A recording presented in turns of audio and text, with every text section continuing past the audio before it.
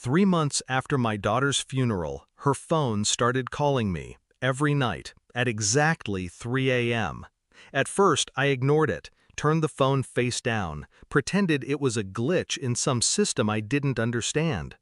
But grief doesn't let you ignore things for long. It corrodes, it whispers, it demands.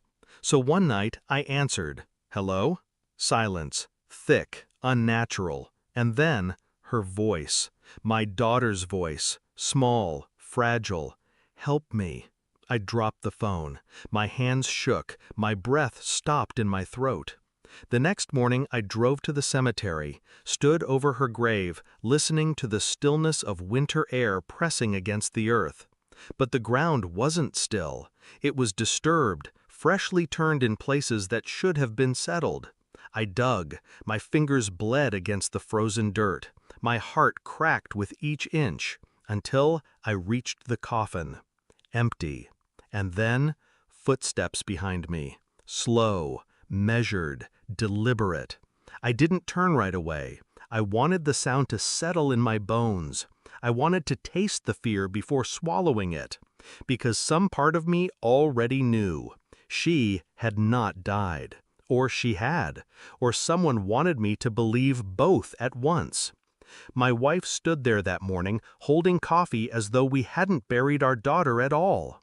Her eyes slid over me too quickly when I came home covered in soil. "What happened to you?" she asked. I didn't answer. I couldn't. My mind was still trapped in that grave, in the silence of the coffin.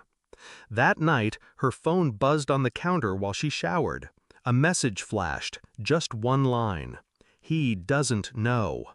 My stomach turned, my chest hollowed. Who didn't I know? I read through her messages, her call logs, her deleted history. Too careful, too curated. Which meant she was hiding something deeper.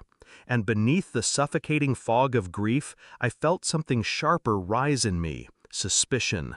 Cold. Calculated. It wasn't my daughter's ghost calling me. It was someone alive. Someone who wanted me to hear her voice when I shouldn't, and only one person had the motive to build a lie that cruel. The woman who shared my bed. I stopped sleeping. Not from grief. Grief had already hollowed me out. No, this was vigilance, calculation. Every night I waited, watched the phone glow at 3:00, answered, listened to the same voice, my daughter's voice, repeating pleas. But it was never new, always the same tone, the same breath, a recording. Someone was playing me. So I traced the calls, set up logs, rerouted numbers, checked devices.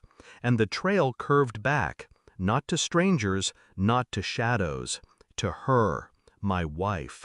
The same device that once texted me good night was the one that dialed at 3 a.m. sharp. Why? Why drag me through hell? Why open wounds that were barely scabbing over? Unless she needed me broken, distracted, blind to something else. I began digging. Bank accounts, work emails, patterns. And then, there it was, transfers.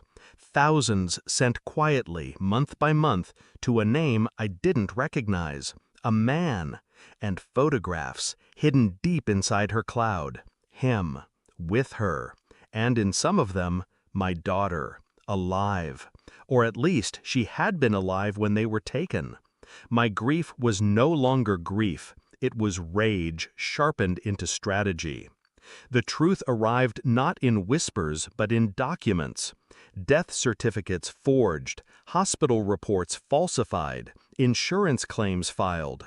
My daughter hadn't died of illness. She had been taken, sold into some private custody where her existence became a bargaining chip.